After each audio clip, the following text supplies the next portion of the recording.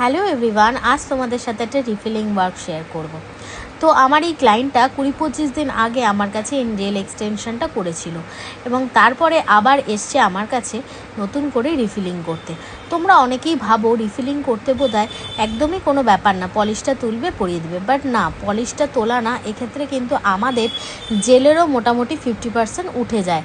তো সেক্ষেত্রে আবার করে আমাদের দেখতেই পাচ্ছ সমস্ত কাজ করতে হয়, একদম নতুন করে আবার জেল অ্যাপ্লিকেশন সমস্ত কাজ করতে হয়, রিশেপিং করতে হয়।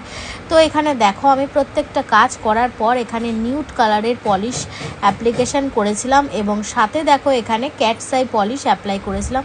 আমার ক্লায়েন্টের চয়েস অনুযায়ী ও নিউড করতে চেয়েছিল, তো খুবই সুন্দর লাগছিলো, একদম অন্য রকম। আর এবার পুজোয় তো জানোই তোমরা ভীষণ পরিমাণ নিউডের সাথে চল ছিল ক্যাটস আইয়ের। তো দেখো এখানে আমি ক্যাটস আইয়ের ম্যাগনেটের সাহায্যে কিন্তু অ্যাক্টিভেট করে নিচ্ছি। ওভারঅল লুকটা দেখো কেমন হয়েছে এই রিফিলিং ওয়ার্কটা, অবশ্যই তোমরা জানিও। আর যারা চাইছো ডিটেলসে ক্লাস করতে, তোমরা কিন্তু আমার 18ই অক্টোবরের নতুন ব্যাচে জয়েন করতে পারো। সেখানে বেসিক টু অ্যাডভান্স তোমাদের হাতে ধরে ডিটেলিংয়ে শেখানো হবে। আমার লোকেশন হচ্ছে বিরাটি নিয়ার দমদম এয়ারপোর্ট। যারা চাইছো অ্যাডমিশান নিতে, ঝটপট অ্যাডমিশান নিয়ে ফেলো এবং এই ধরনের নতুনত্ব 3D 5D এবং এই ধরনের আর্টগুলো অবশ্যই তোমরা শিখে নিতে পারো আমার এই ব্যাচে।